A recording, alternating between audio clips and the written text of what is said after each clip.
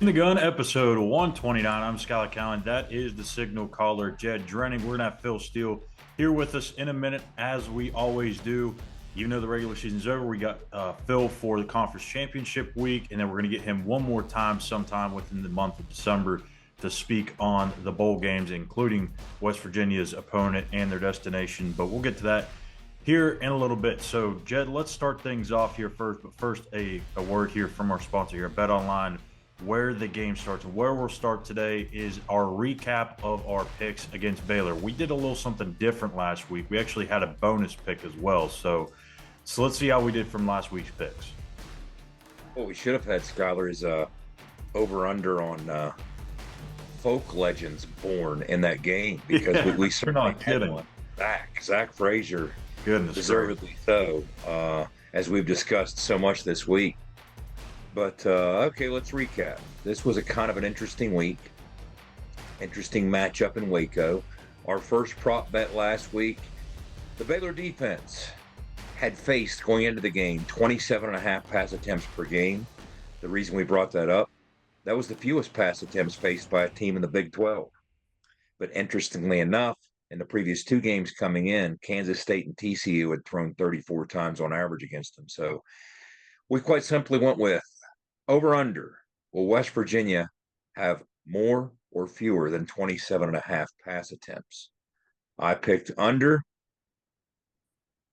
and it was interesting because in 6 of 11 games, West Virginia had gone under that number. You picked under, and we both hit it, of course. Garrett was 16 of 25.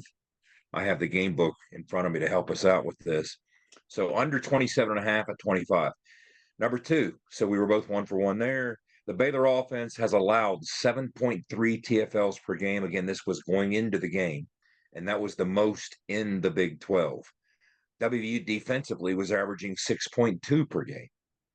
So the question, TFLs for West Virginia's defense, over under 6.5. I picked under, pointing out that even in conference play, Baylor had allowed 7.9, but still wanted to go with the under. West Virginia only 3 times had exceeded that number defensively. You picked under. We both hit it because the number was 5. The under was 5, or the number was 5, so it was under the 6.5. So we both hit that one. Question number 3. Going in, Baylor was 13th in the Big 12 in rushing offense at 114 a game. But the Bears have enjoyed much success on the ground against West Virginia in our 5 games in Waco, averaging 249 a game. That's, of course, inflated by chunky totals of 468 in the 2013 blowout and 304 in 2015. But the lowest rushing total WVU has held the Bears to in a road game there was 127. 127 going into the game was the fewest we ever held them to in Waco. And the Mountaineers had held 7 of 11 opponents under their season rushing average. So Baylor's season rushing average 114. The lowest we ever held them there in a road game was 127. So that was the question. Will WVU hold Baylor under 127 yards? I said no. You said no. Double red X. West Virginia did, in fact, hold them under 127 yards. Baylor finished with 119 rushing yards. It looked for a while they weren't going to have 30 yards rushing, right? Until the second half got cranking, Yep. and that changed things. That third quarter changed a lot of these stats, because that was statistically at halftime, obviously an incredibly lopsided game, but Baylor did something about that in the third quarter.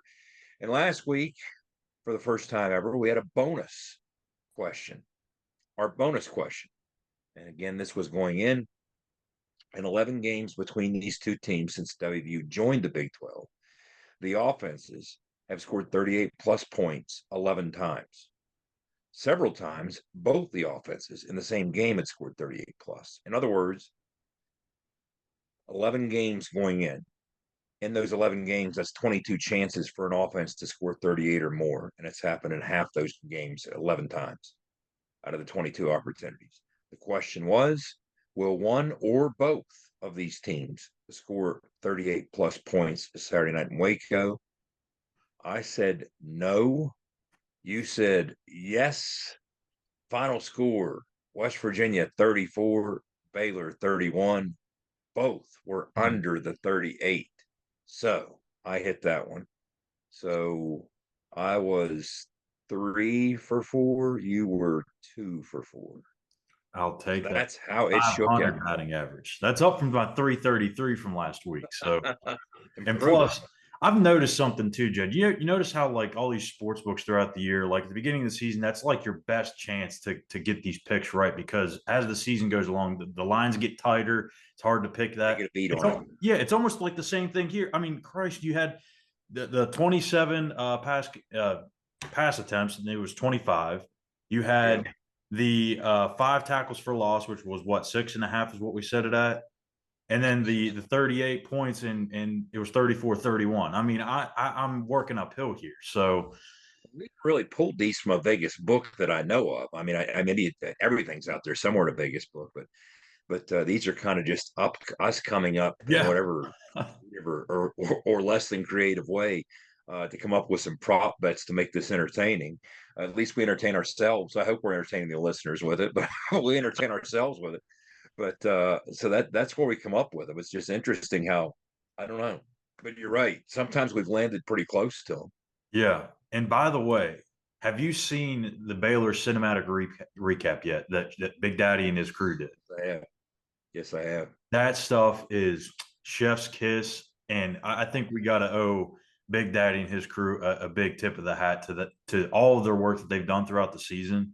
But those cinematic recaps, like Wes, I think mentioned on a show or two ago, are something you look forward to now as somebody that follows and covers and watches West Virginia every single week. You almost pray for one because these things are really cool. It's a nice little look behind the scenes a little bit, and especially games like that where you see something you probably never see in the history of West Virginia football and what Zach Frazier did. And man, that story that you were telling on the show the other day, that got to me a little bit. That was incredible.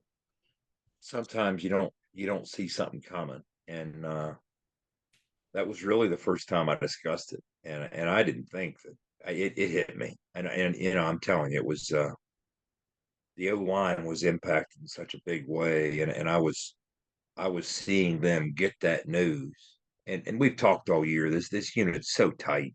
Like Right. I'll never forget the game where in the second half, Wyatt had to sit out because he got poked in the eye, right? Yeah. And the way the O line addressed it was at halftime to spend 10 minutes at halftime making fun of it, right? I mean, it was just like it's the old locker room style of taking care of your guy, and this group has just been so tight, and to see them just so crestfallen and heartbroken and crushed, and because it's Zach's a special dude, man, and Oh you know yeah. what, I was happy to see that the national media had picked up on this to some extent because you saw some of the national writers, whether it was Dan Wetzel or on down the line, or even the Senior Bowl rep, retweet WVU's tweet that had the footage of Zach making his way off the field, and I did what I could to chime in and add to the narrative of Zach so they knew truly who he was. Look, this guy is so much more than just the toughest guy on the field. He's a truly special individual.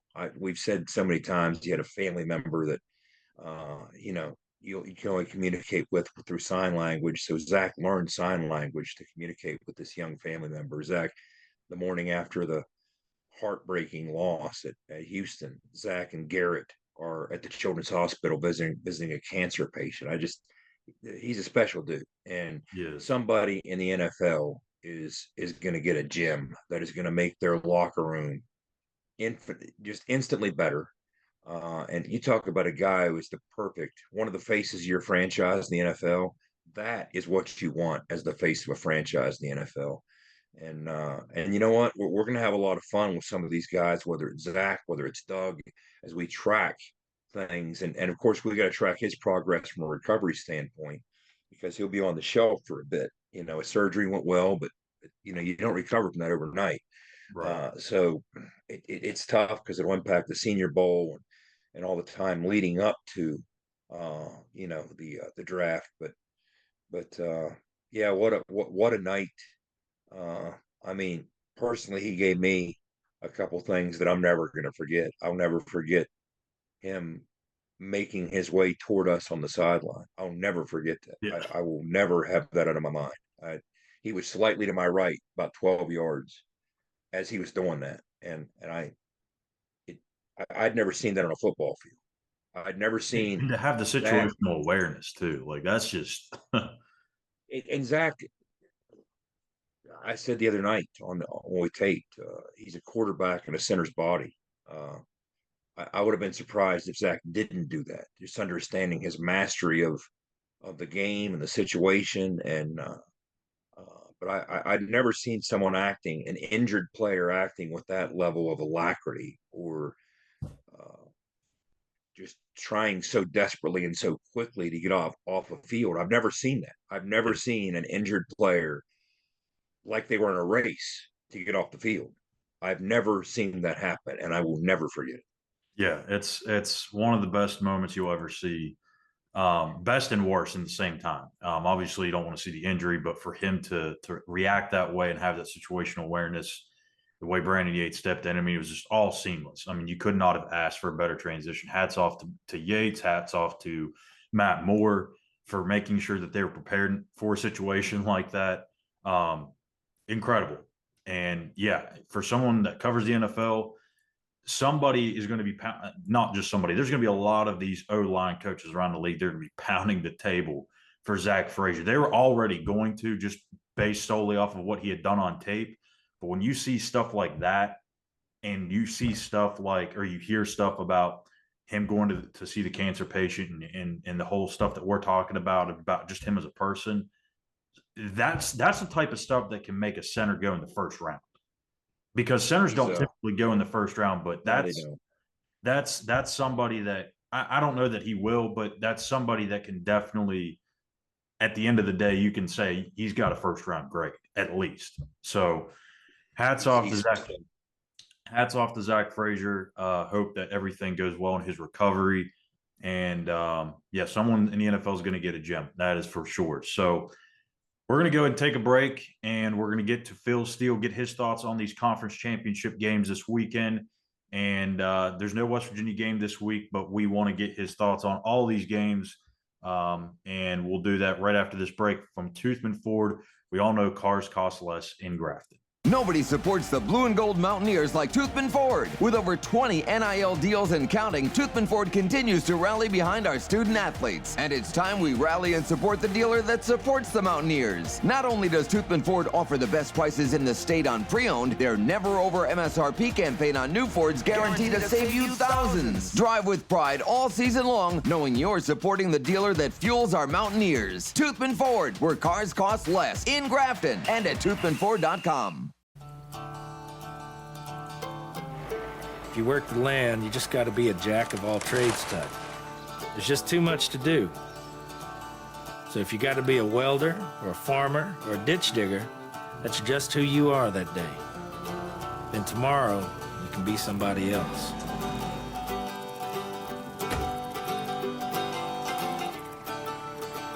Get your Coyote at the new location of Johnston Equipment between Weston and Buchanan.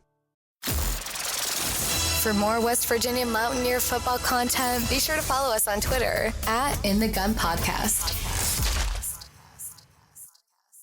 All right, it is that time of the week that everyone looks forward to. It is Phil Steele joining us here on In the Gun, and we've got 10 conference championship games to run through here, and we're going to hit each and every single one of them. So, Phil, thank you for joining us, and let's hop right into this thing here with the Conference USA title game. That is tonight at 7 o'clock on CBS Sports Network. It is New Mexico State and number 24, Liberty. Liberty going 12-0 under Jamie Chadwell. And one of the names, again, that's going to be surfacing as a hot coaching name here around the coaching carousel. So, Phil, who do you have in this game? You know, I tell you, it's tough to go against either squad. You look at Liberty this year; they're 9-3 against the spread, undefeated on the year. And one of their losses last week against UTEP, they led that thing 42-14, gave up a couple of late scores, allowing UTEP to get in the back door. So they've been a spread darling all year. Then how about New Mexico State? Since that loss to Liberty earlier in the year, they lost here 33-17. They've only lost one other game. And in fact, they've won their last 8 both straight up and against the spread. And just 2 weeks back, they went into Auburn and came out of there with a 31-10 win. And generally, when a group of 5 team upsets a Power 5 team, there's something fluky happen. Nothing fluky happened in that game. They dominated. They had a 23-12 first down edge, 414, 213 yard edge. So this is a New Mexico State team that's playing real well. If you look at Liberty as a double-digit favorite, they're just 3-10 against the spread. So I think we're going to have a heck of a game. I'm a little surprised the number is double digits. It's 11.5. I think New Mexico State keeps it closer than that, and should be a really good game. Hopefully everybody's watching there on Friday night because it's going to be a good one. And we'll see if Liberty can actually qualify for that New Year's 6 January 1 spot. Also sticking to Friday night, Phil, in the Pac-12 out in Vegas, you have Oregon against Washington, rematch, battle of 2 Heisman candidates in Penix and Nix. We always say that defense travels well. Well, Oregon has the nastier of the 2 defenses. Will it travel to Vegas? What say you here in this game? Yeah, and I've been saying it for weeks. I think Oregon, when you look at my average game grades, they are the number 1 team in the country, 125.6. There really is no weakness with Oregon. You look at them rushing-wise. They average close to 200 yards per game, 5.8 yards per carry on the ground. You look at them passing-wise, Bo Nix among the best in the country, hitting close to 80%. How about 37 touchdown passes and just 2 interceptions all year? And last year at the end of the year, he was banged up. He's 100% right now. Then you look at the defense. There is no comparison here. Washington's defense is average to slightly below average. Oregon's defense is among the best. They're holding opponents to 76 yards per game, below their season average. Very good rush defense, solid pass defense, special teams edge to Oregon. They are the better team. And in the first meeting, which was in Husky Stadium, they had a 541 to 415 yard edge, 32-24 first down edge, 3 fourth down conversions went awry, and they came up short. I think they are the much better team. They've been playing better, and my last 4 weeks average game grade actually has them winning this thing by 17 points. So I like the Ducks, and I like them by a couple of touchdowns. I think they are clearly the more complete team, and now on a neutral field, I like their chances here to get revenge. Kicking off the action on Saturday is the Dr. Pepper Big 12 Championship, Oklahoma State and Texas. The Cowboys had maybe the most unconventional path to a conference title appearance this season. They go in non-conference play and they lose to South Alabama at home. They get on a little bit of a streak. They beat Oklahoma. Then they lose to UCF by a lot. And then they bounce back. And all of a sudden, just as soon as you think they're right in the Big 12 title, they fall behind at home in a game where they have to have it to get into the Big 12 title against BYU, but they found a way to win that one in overtime. Phil, this seems like a really uphill battle for the Pokes here. Do they have a chance to spur the upset and keep Texas out of their playoff hopes?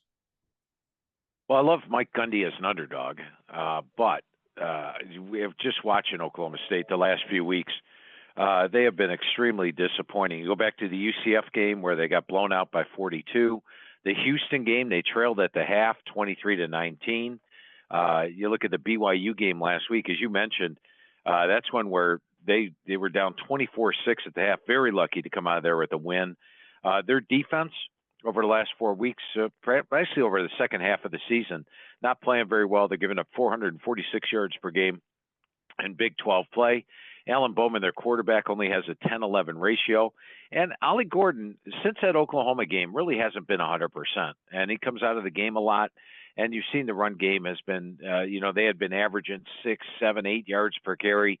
And all of a sudden, since that game, they're averaging 2, 4, and 4. So it's been a completely different team. Texas, meanwhile, even though they're missing a couple of running backs, I think Worthy will play a wide receiver.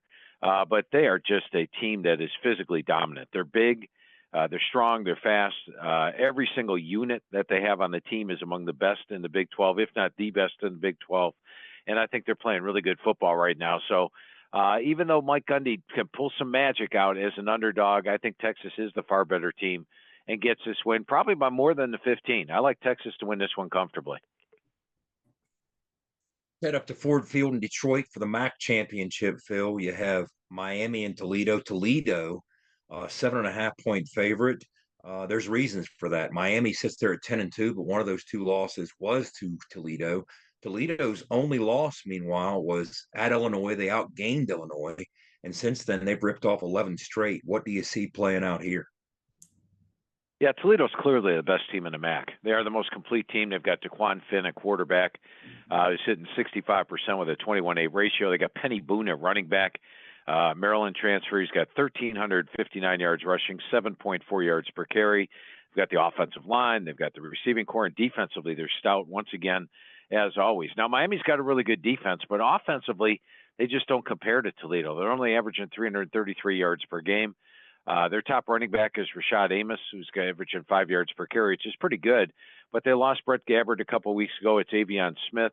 Smith, not quite the passer Gabbard was, only hitting 52% with 2 touchdown passes all year. He is a good runner. I think when I look at these two teams on paper, I would favor Toledo probably by about 14.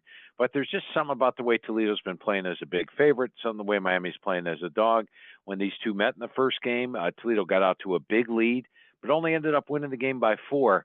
Probably a slight lean here to Miami of Ohio plus the points, but I like Toledo to win the game. And they are the best team in the MAC. And I said in the magazine at the start of the year, if they got past Toledo, they had a chance of running the table. They may be the best group of 5 team out there. Phil, going to the Mountain West, Mountain West title game, and that's Boise State and UNLV. It's a little unusual to see a team that fired its coach in the month of November get into a conference championship game, but that is the case here with Boise State. Do you like their chances essentially here on the road against the running Rebs? Yeah, when they fired Andy Avalos, I was like, wait, what?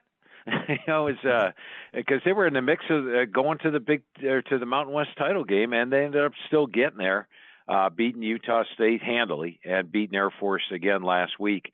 The thing with Boise State is that when you look at their run game at the start of the year, I looked at Ashton Genty and George Halani, and I said they were one of the best running back combos in the country. Now, Halani's been banged up on and off in his career. Genty actually missed a couple of games late in the year. They're both back 100%. They had been using 2 quarterbacks in Taylon Green and Maddox Madsen. Madsen's injured. Now that Green's got the team completely under his control, he's improved. And defensively, they rate the edge as well.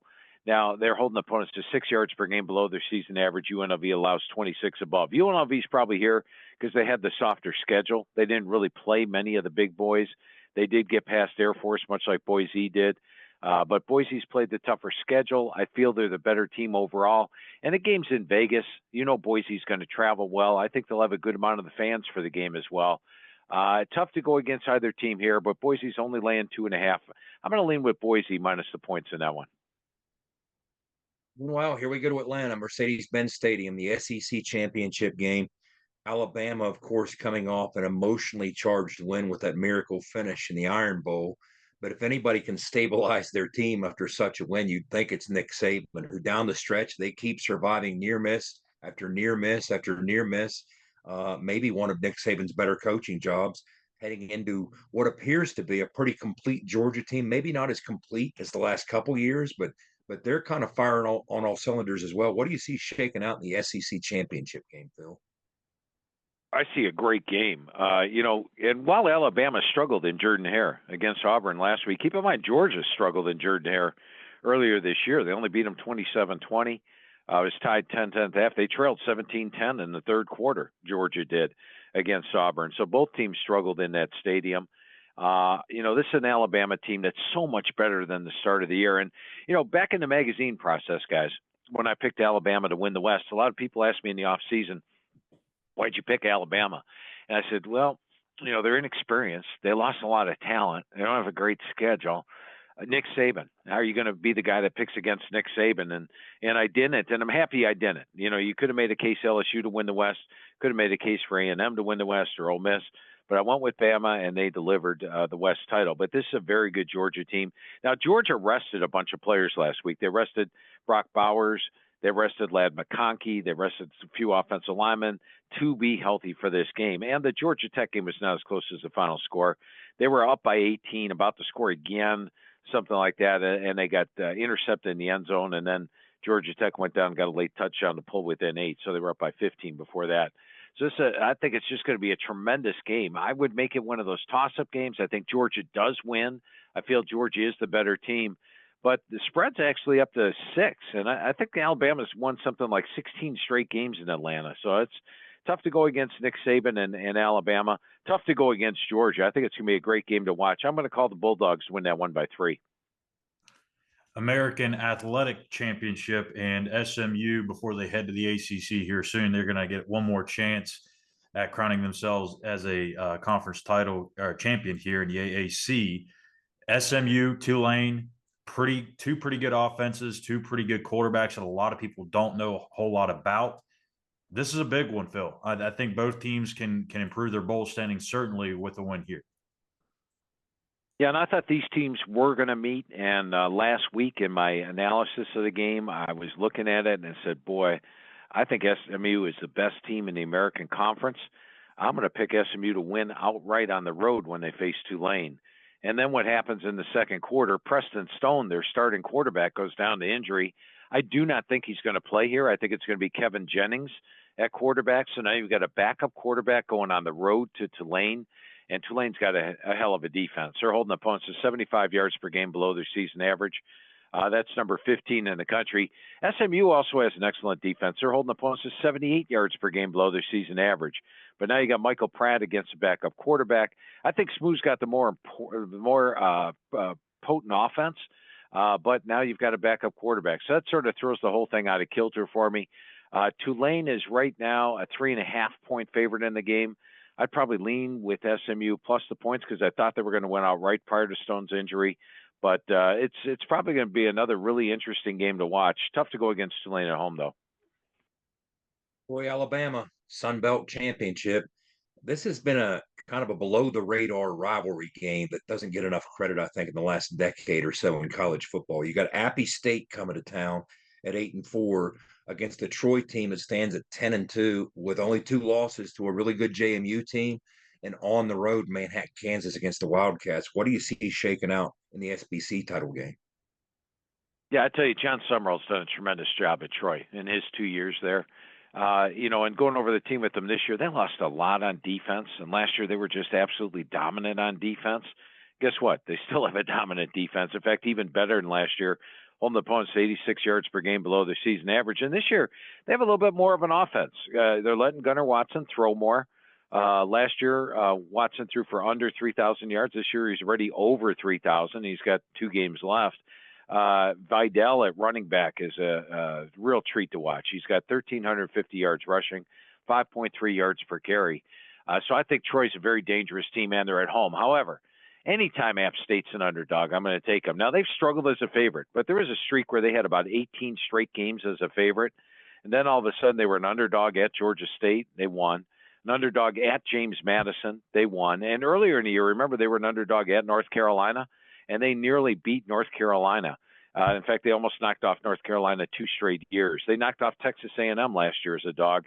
They're just a great underdog. So this is an App State team that's playing real well. We talk about, I talked about the quarterback for Troy. Joey Aguilar is playing great for App State. He's got over 3,000 yards passing, 33-9 ratio. They've got a couple of good running backs in Nate Knoll and Kane Roberts. And the defense, Troy's got the defensive edge. I think App State's got the offensive edge. App State knows how to play as a dog.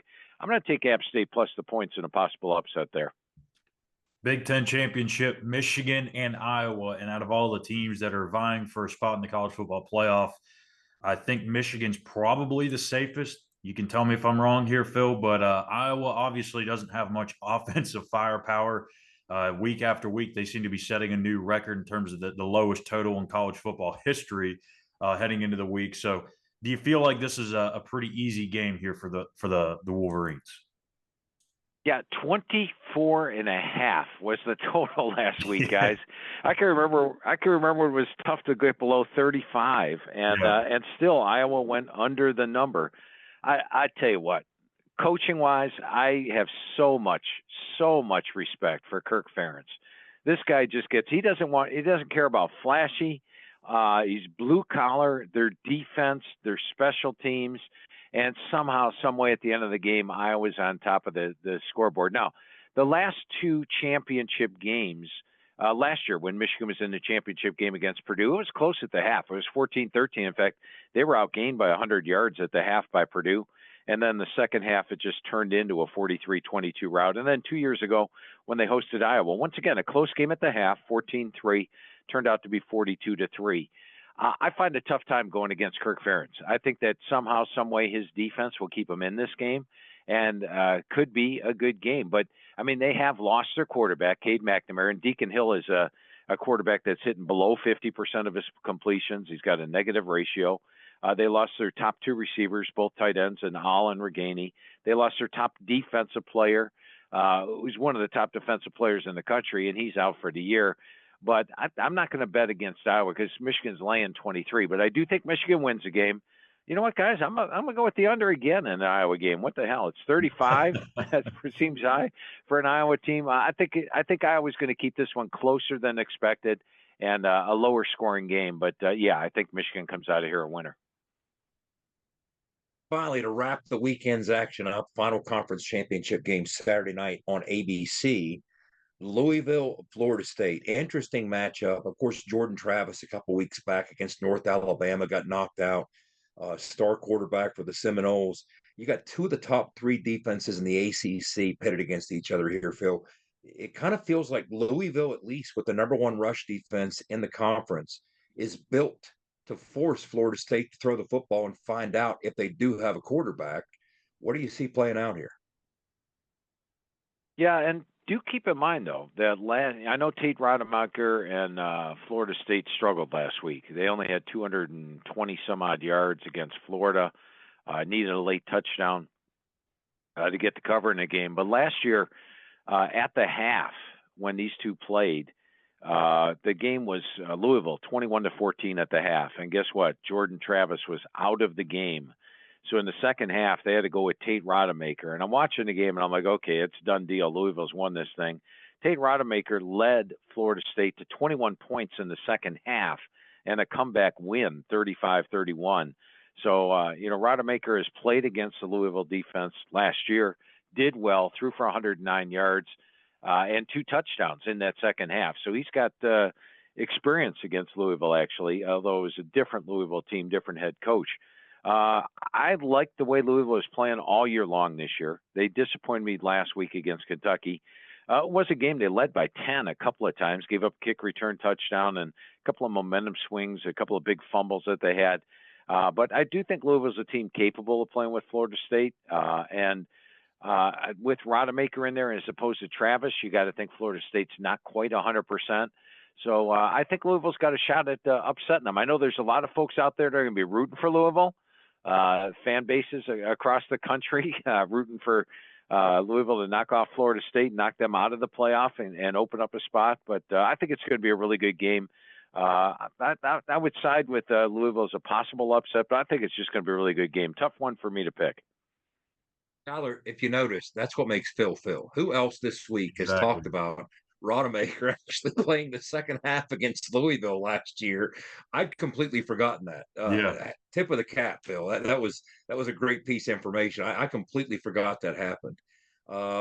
Any thoughts as these things start to unfold in the craziness, and we now live in the brief period of bowl projections? We have West Virginia rumored to land 4 or 5 different spots. Do you have any thoughts from the outside looking in, how this may or may not shake out with all these different moving parts coming in here with West Virginia? Do you even have a guess? You know what? I do not. Let me explain that a little bit. Folks will ask me, they'll say, hey, I'll do a radio show, and they say, this kid just committed to this school. What do you think of his impact? And I'm like, I'm not even going to think about it till he's signed and at the school.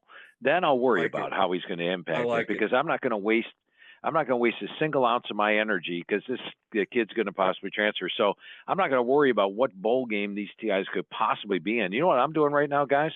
I am in the first write-through process of the magazine for next year. It's a 7-month process. and I'm already on team 14. I do the teams that are eliminated from the bowls. Their season is over. I read through every single article that's written about the team for the season, so I get completely enhanced and engrossed in everything about the team, and then I do my first write-through. Now, the first write-through, it's going to change. I mean, there's going to be players that transfer portal in and out, but at least I've captured what kind of shape were they heading into last year, what happened last year, and I got an early out for look for this year. But I go through a second write-through, which is in the spring after all the portal things, and then the third write-through is after I talk to the coaches. But it's a 7-month process, so I'm working on stuff that I can control. And then when the bowls are announced, then I'll worry about where they're going after the bowls. But that was a good question. I appreciate that. A perfect answer. And also that, guys, now remember, when you're buying your magazine next year, this is why some of the other publications have 3 or 4 starters listed that are no longer even at the school when Phil doesn't, right? So Yep. Yeah, I think talking to the coaches is huge in that respect. And this year, of the 133 head coaches, I believe I talked to 120 of them this year. And each conversation takes roughly about an hour. We go over every single player on the team and their post-spring write-ups. So, in other words, they've already had their exit interviews with all the head coaches. So I know who's coming and who's going. And some of the magazines, there's always been a thing in the magazine business, guys. It was Joe Del Popolo told me this back when I started the magazine back in 1994 or 1995. He said the key to the magazine business, Phil, is to be the first magazine on the market. Everybody buys that first magazine. Everybody buys that second. And then all of a sudden they may run out of money and stop buying it. So there's a lot of push to be that first magazine on the market. But these guys that are going on the newsstand June 1st are actually going there before the transfer portal even closes. So as you touched on, they're going to have 3-4 players on their roster that aren't even on the team anymore. I go to the press June 8th. The portal's been closed for 4 weeks. We've captured where all the players have landed. And you know what? We come out later, but everybody waits around for the magazine because, let's face it, it's the best magazine out there. Absolutely. It definitely not is. even close. And you have to almost wait, especially in this age of college football or college sports for that matter. It is just nonstop roster churning. And as Neil Brown has constantly called it, it's more like roster management more than anything else, year to year, that is. So, Phil, before we get out of here, I do want to ask you about your thoughts on the playoff. You could argue 6-7 teams really still alive for this thing. I don't know what your thoughts are on it in terms of who actually gets in, who gets left out, but how crazy is it that we're sitting here talking about all these teams that could be in the mix here in the conference championship week? We've got only four spots open. We're going to the 12 team next year. What are your thoughts on the 4 versus 12 team playoff? Well, back when the 4-team playoff started, guys, I'd say 7 years prior to that, I started writing an article in my magazine. I said we need to go to a 4-team playoff, I had listed a lot of reasons for it, and so actually it was 10 years I wrote about it in the magazine, and it finally came to fruition. So I've always been a 4-team playoff guy, but this year does make the argument a little questionable because you do have so many. Generally, it is sorted out by now, and you generally at this point have like 3 teams that you say, hey, this team must be in the playoff. But now this year, I think you could legitimately make a case for 4 or 5 teams to be in the playoffs. So it'll be interesting to see how the 12-team playoff works. But this year, you're right. We haven't had the chaos. Maybe we'll have the chaos this week, guys. Yeah. We'll see what happens. Yeah, and for folks like West Virginia, it certainly makes getting to the playoff more attainable, right? Because it's almost impossible to get a team like a West Virginia all the way up into the top 4 by the season's end, unless you just have a bunch of things go your way and everything lines up. So getting to the top 12 is a little bit easier for folks like us. So, Phil, we appreciate your time once again here breaking down the conference championship games. We'll have you back on one more time, taking a look at some of the bowl games, including West Virginia. It's been a pleasure, my guy. Hey, a lot of fun talking football and a great season with West Virginia this year. Made it a lot more fun talking about them on a week-to-week basis. Yeah, I think, guys, Neil Brown did one of the best coaching jobs out there in the Big 12 this year. Yeah, I agree with you, and I think we said it last week. It wouldn't be surprising if he won Big 12 Coach of the Year. Obviously, Mike Gundy did a terrific job with them as well. at Oklahoma State. So can't fault them for making him the choice. So, I want to say one more yeah. thing. Last year, at the end of the year, there was all this talk about are they going to fire Neil Brown or not. Thank goodness they kept this guy. Yeah, you're not kidding. My goodness. I mean, talk about the job that he has done with this team, and now all of a sudden you've got some really exciting young players. Three of them, all true freshmen. So this is something that West Virginia fans have been longing for, a young nucleus to build around. They finally got it, and it looks like things are heading in the right direction for Neil Brown and the Mountaineers. So, Phil, we appreciate you, and we'll be back here to recap the show or to end the show here on Phil Steele Friday after this word from Fortis. For roof performance and financial certainty guaranteed, make sure to visit fortis.us.com. For nearly 20 years, Fortis has been the nation's leader in providing guaranteed roof performance programs for commercial buildings.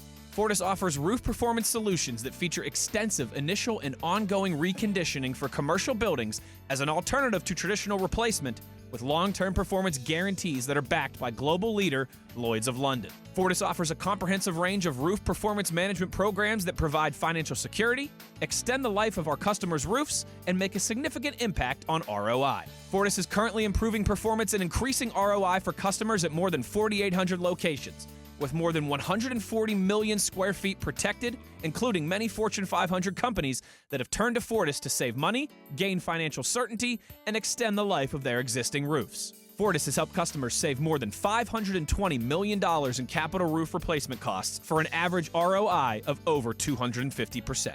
To learn more, visit fortis.us.com. Fortis, roof performance and financial certainty guaranteed. All right, since there's no game to talk about this week for West Virginia, unfortunately, maybe this time next year we will be talking about the Mountaineers in the Big 12 title game. But with no picks to make, we're going to talk a little bit about the Big 12 Coach of the Year, which went to Mike Gundy, our thoughts on whether or not Neil Brown should have been awarded that, and then also some bowl projections. So first, let's go and start with the Big 12 Coach of the Year, Mike Gundy. Again, I'm a fool because I say it every year. It looks like on paper, Gundy's got like a 7-win team.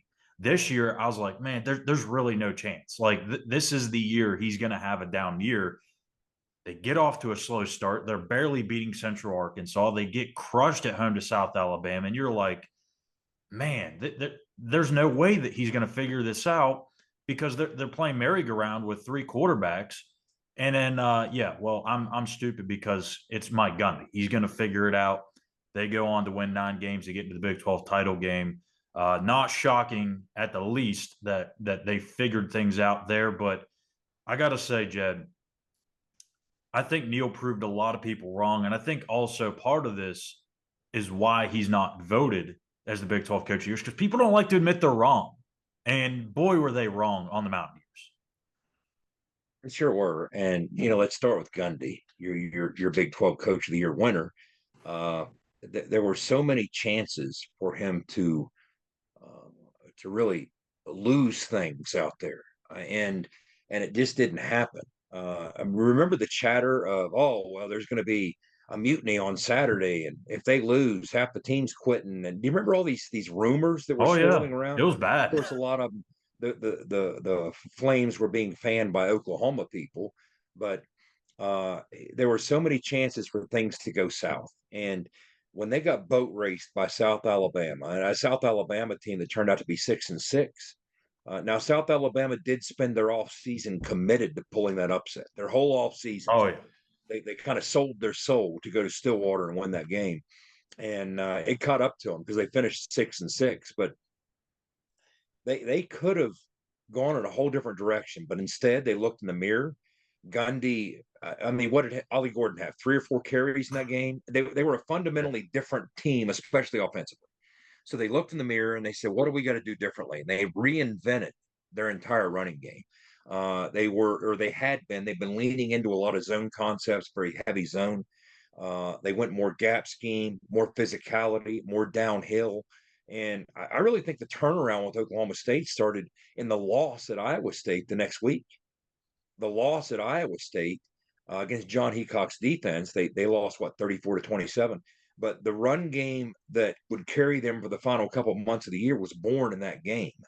and it's tough to run against Iowa State, but they had some success on the road in that game, and the rest is kind of history. But even when they got things together, they get boat raced in the bounce house by UCF, and then the following week they fall way behind in the first half at Houston.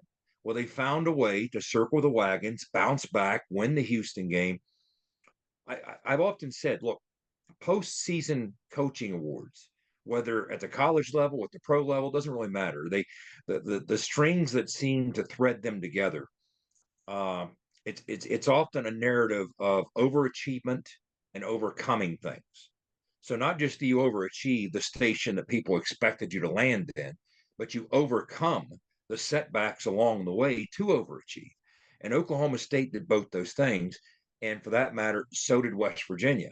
So the three names that I'm fine with, Sarkisian, now you could argue, well, the fact that they were picked number one, the fact that they had all these units with all this talent, well, he helped recruit those units and he helped to get to that point. That's fine, but that's typically not what coach of the year conversations are about.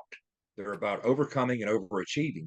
And I would have had no problem if Gundy, Neil Brown, or Matt Campbell, for all the same reasons. Matt Campbell, who went on the road and lost to a MAC team and rebounded from that.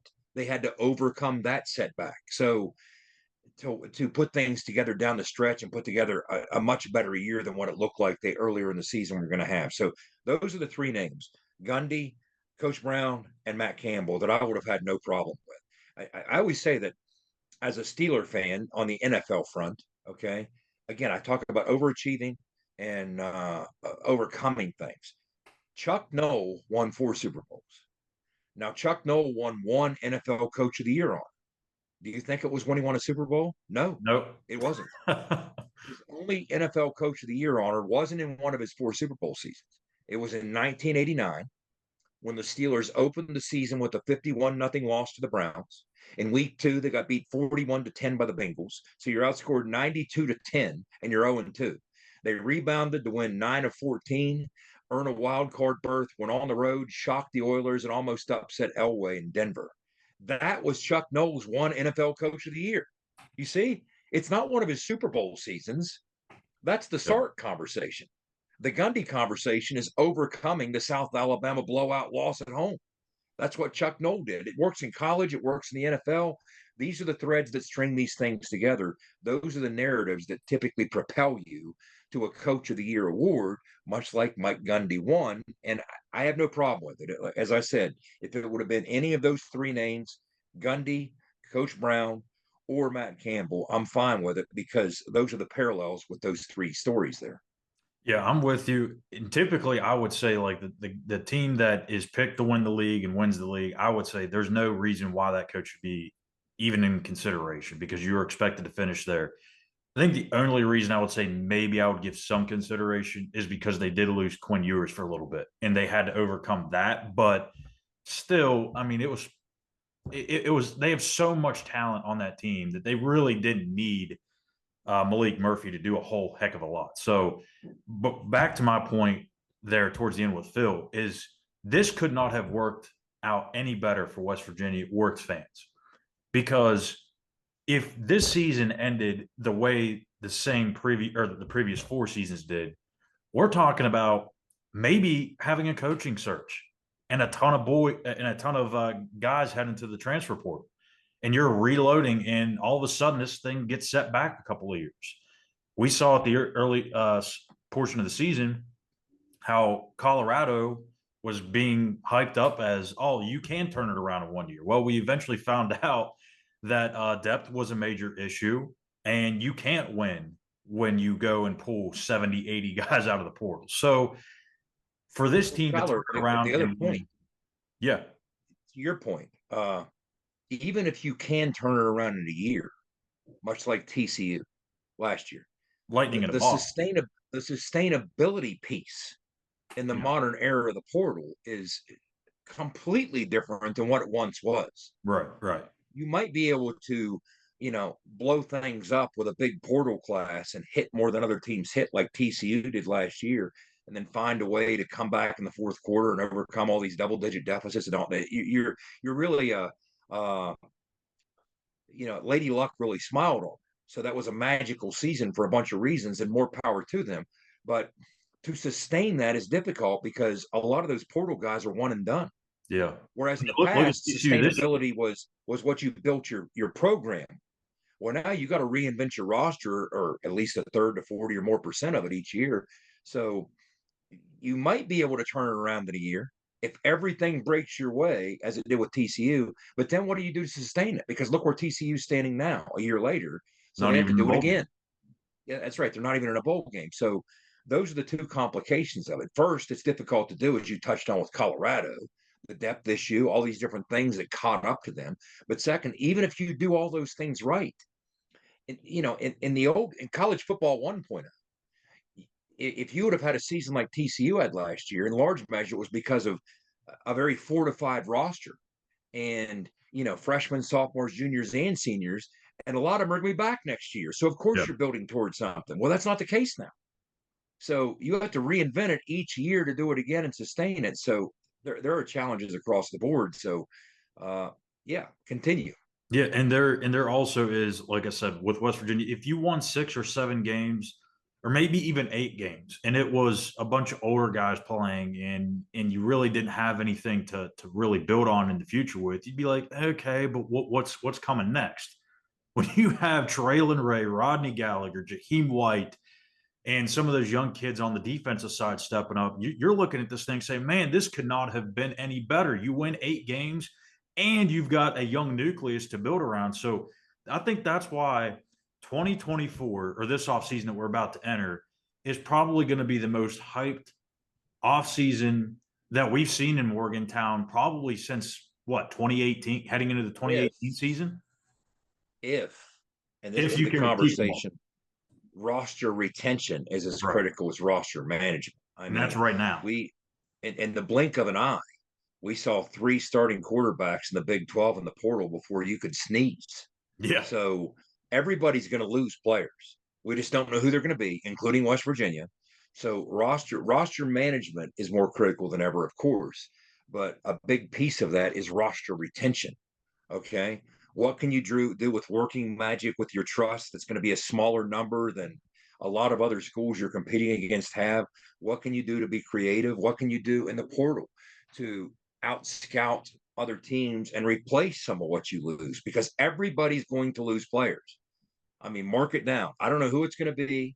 I don't know if Neil Brown could tell you who it's going to be. Yeah. At this juncture, it's too difficult to forecast. But just about every team's going to lose people they don't want to lose. But then the question becomes, how do you supplant that? How do you replace that by out scouting people? And that's where Drew Fabianich comes in as the general manager with his scouting pedigree from the NFL. That's why I feel comfortable that Drew is going to, these evals are done. In other words, there's a menu that's been established based on who has been in the portal. Here's your top 10 at this position, top 10 or 15 at this position. And then what you do is you sit down at the staff and you say, okay, if there's 20 kids at this position, all right, well, we understand the first 4 or 5 kids, as much as we'd like to have them, they're going to Georgia or Alabama or whoever else is going to pay them 4 times more. Okay, so what about guys 5 through 15? Can we get creative enough to make a financial offer to them that competes with some of the other schools in our stratosphere? Or how about that 16th guy? Maybe we think he can be better than the other guys, and that's why we can get him a little cheaper because we out scouted people. You see what I'm saying? So that's where all that comes in. But Yeah, but that's why I this is think going to Drew. be such a critical. If you can get through December with a smile on your face, and then reach the point of what you just said, wow, look at this young nucleus on this team. Then in January, if you're having that conversation, you're in a good spot. Oh Having yeah. all these young skill players, having Garrett Green. I mean, yeah, all these guys back. Some pieces again, yeah, we lose some critical pieces on the offensive line, but we have some critical pieces back. So on the defensive side, there's look at all 3 levels. There's a conversation you can have about why to be excited about what's coming back. Look at those 3 backers once we're healthy. I mean, when you get Trotter back, when you get Lathan back, Ben Cutter, look at the defensive line, what we're returning. We're going to have to find us some corners and populate that room in addition to what we got. But it's going to be an interesting month of December, not just with the recruiting piece of it, but with the portal piece of it, with the retention piece of it. And then once January settles in, if we're sitting there having these conversations about, wow, look at all these kids that we survived December with, and they're still coming back, that's when you can really get amped up, right? Yeah. But either way, I agree with you. Wes and I had this conversation about different bowl victories, for instance, come in different forms. Like it was one thing to win the Meineke Car Care Bowl, when Pat had a career high and over 300 yards passing, Pat White against North Carolina. But at the end of the game, you're like, despite that exciting win, well, Pat's gone. Yeah. you know. It's But in the Sugar Bowl, when Pat and Owen and Steve and Darius Raynaud, all these freshmen were doing it. Owen was a redshirt sophomore, but when all these young guys were doing it, and you knew they were coming back after the big win, that's when you really get excited about something. And that's why this 8-4 season, to your point, will be different than an 8-4 season in which you're losing everybody. You're always going to lose some guys, but potentially, if we can circle the wagons and demonstrate great roster retention and get really creative with our trust, then in January we could be having some fun conversations about what's coming back. Absolutely. And that's why I think I personally feel more comfortable with West Virginia this year because of Drew Fabianich. Not every college team has a GM. That's new. And the Country Roads trust is a lot stronger than it was. It can always improve. That's partially on the fans as well. So if you want to keep the players, you gotta start donating to the trust a little bit. And but I do want to note here, Jed, too, this will be the first offseason since Neil Brown has been the head coach that he has had a proven answer at the quarterback position going into next season. He already knows his quarterback. Last few years, I mean, you could say maybe Jarrett Dagey, but there were some still question marks with Jarrett Dagey when he was coming back. So I think this is the first time you kind of know who you are. You can build off of the success that you have. And who knows, if you win 9 games, you may be picked in the top 5 to finish in the Big 12, maybe higher. So speaking of the bowl game. Conversation too, Schuyler, speaking of that, if you win 9 games, and we'll segue into the bowl here, but you got your quarterback back. When you are a fringe top 25 team in the conversation, quarterbacks often dictate that. So if you find a way to win whatever bowl matchup you land in, and you're 9-4 with your starting quarterback back and Garrett, and that's where we find ourselves this offseason. Let's say that's the case. There's a conversation that you're in the preseason top 25. Oh, absolutely. And right now we're not getting votes. Right. That's how that leap takes place. A bowl win, and then if you can return your starting quarterback, don't underestimate because I don't know if you've ever done a top 25, but the truth is after you get through 7 or 8, they kind of get jammed together in this log jam, especially when you get to 15 to 25, and you're looking for, well, what separates this team from that team really? Well, nothing does more so than a returning quarterback. Yep. So that carries a lot of value with these preseason pollsters. So something to think about. But we're talking about the trust, Schuyler. It's a good time to mention. I shared this with the group chat. Oh yeah, the new tweet by Brett drink. McMurphy yesterday. Swilled Dog, a West Virginia craft beverage producer, is producing a 119 proof straight bourbon whiskey called 1863 WV Gold, a tribute to the state being founded in 1863. It's part of a licensing agreement with WVU's NIL leader, Country Roads Trust. So if you can go to Brett McMurphy's, we retweeted it, but if you want to go to Brett McMurphy's Twitter account, there's a picture of it on there. It looks pretty cool. So these are the types of things you have to do to create these revenue streams, to retain these players in this new modern era of college football 2.0, because I've often told people college football 1.0 was an unbelievable, awesome sport.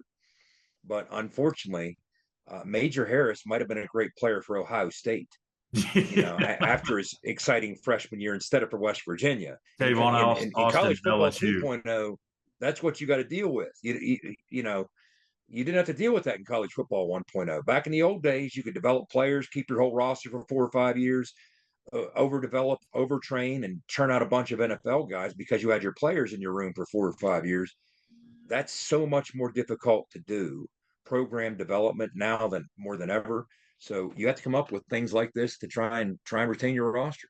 Absolutely. And it's kind of smart, too, that they're going with the alcohol route here because us West Virginians, we like to have a couple of drinks or two. So I like that. Speaking of the bowl game, we'll know the destination. We'll know the opponent come Sunday. Here's a few projections so far, and we'll kind of discuss this lightly here. The Action Network, or excuse me, Athletic is predicting West Virginia in the Pop-Tarts Bowl against NC State. Athlon Sports says Liberty Bowl versus Memphis. CBS, Liberty Bowl, SMU. College Football Network, Liberty Bowl versus Virginia Tech, which would be interesting. Don't know that would happen.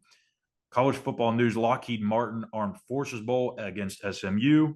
ESPN has two predictions: Liberty Bowl versus App State, Guaranteed Rate versus Northwestern. Fox Sports says Texas Bowl versus A&M, and Sporting News says First Responder Bowl versus Wyoming. So kind of a little bit of everything there. Not really any common themes.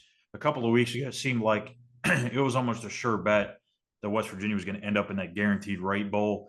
Now it seems like there's more and more talk that the Pop-Tarts Bowl is more likely. Things are still going to have to happen. You would probably want Texas to win so that they have a chance to get into the college football playoff. That then bumps up Oklahoma State, then bumps up West Virginia. So thoughts on bowl projections? What do you think? Who do you want to see? Well, if I had my choice, Pop-Tarts would be optimal. Yes. Okay. I mean, it's a $6 million payout. It's a great venue. We've obviously played bowls in that site before. West Virginia fans will travel to Orlando. We've demonstrated that before. The Alamo Bowl, as these bowls go, pays the most of all of them. It's over $8 million. But the Pop-Tarts Bowl not only pays a lot, but for all those other reasons, the venue, the accessibility for West Virginia fans. There's a lot of West Virginia fans in Florida, transplanted Mountaineers. So I don't know if I'd use the word likely. It still seems like a bit of a long shot, which is why I was excited to see the Athletic with some fairly reliable resources or sources, I should say, reporting that as a distinct possibility and a great matchup against the Fighting Gibbies. I mean, come on, that's a great narrative, right? NC State's a heck of a football team this year. They're ranked, so that would mean West Virginia was playing a ranked opponent in their bowl. So that's a great opportunity for you. But yeah, when you look at the different bowls and the different reasons and the different whys behind them, that's part of what would come out there. I think I would like most to see us land in the Pop-Tarts Bowl because that would seem the optimal situation. But I don't see any way that's possible without Texas in the playoff. I really don't. I never say never, but I think Texas would almost need to go to the playoff to bump everybody else up a spot and take them out of the equation from these Big 12 bowl alignments and be part of the CFP. But I mean, if I was going to say Independence Bowl, that's a payout of 2.2 million. To me, the one appealing part, selfishly, of the Independence Bowl is this December 16th. I have a recruiting show to do December 20th. I'd really like to avoid doing that recruiting show on site. So on the bowl site, I'd rather focus on it back home and get to Morgantown and do the show with Tony. But yeah, I mean, it would be almost strange to be going to a bowl game in Amon G. Carter Stadium. When you talk about the Armed Forces Bowl, because we're there so much to play TCU. We were just there. I blinked. We were there. We just finished our third trip to the state of Texas. That's the other thing. No knock on Texas, but I've been there 3 times this season already. I'm good. All right. Yeah.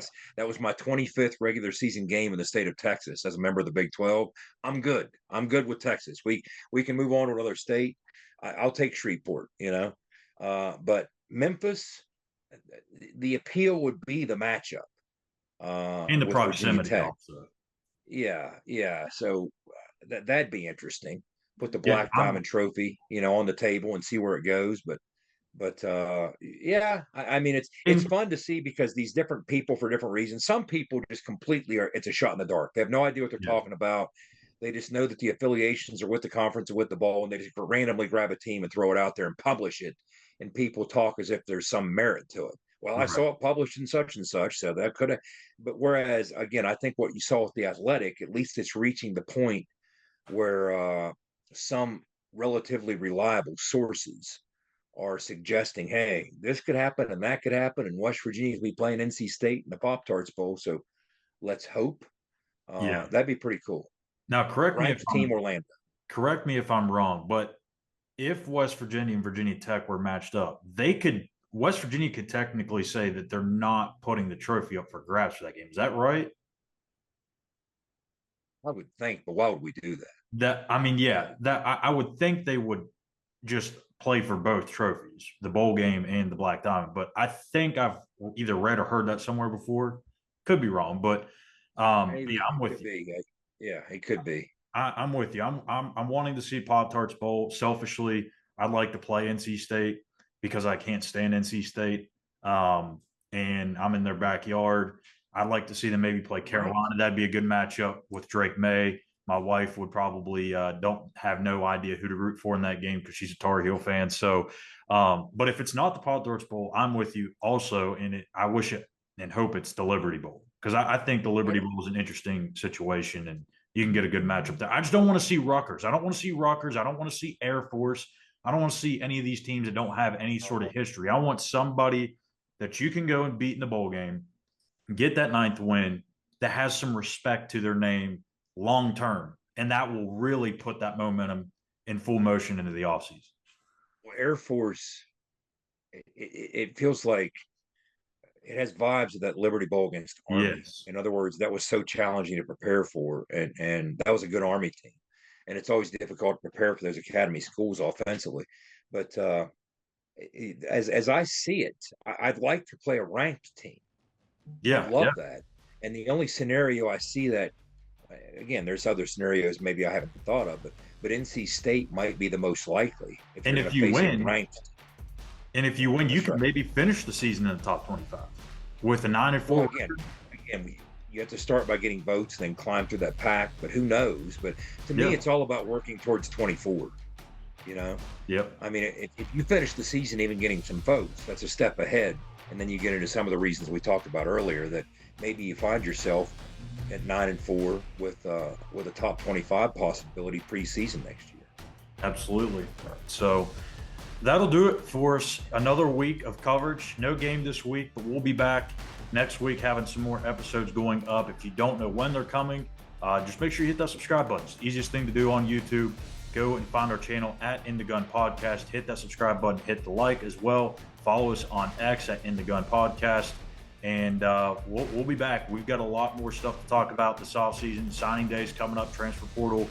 A lot of things to talk about here. So we're not going anywhere anytime soon. So for Jed Drenning, I'm Schuyler Callahan. We thank you. And as always, be an ear and tell an ear about your new favorite WVU football podcast. You've been In the Gun.